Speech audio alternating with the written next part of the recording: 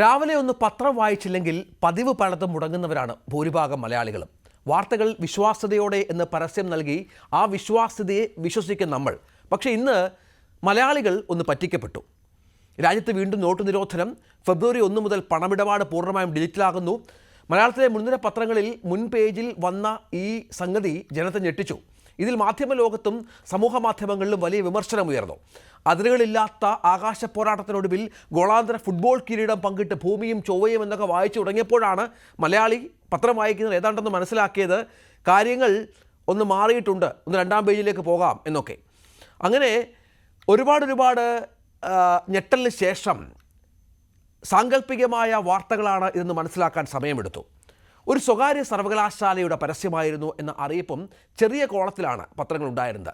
വാർത്ത ഏത് പരസ്യമേത് എന്ന് തിരിച്ചറിയാൻ കഴിയാത്ത തരത്തിലുള്ള പേജ്.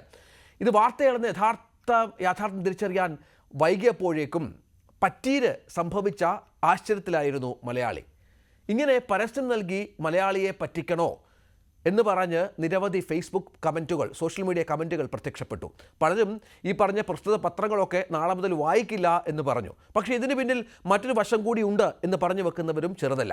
ഈ വിഷയമാണ് നമ്മൾ ചർച്ച ചെയ്യുന്നത്.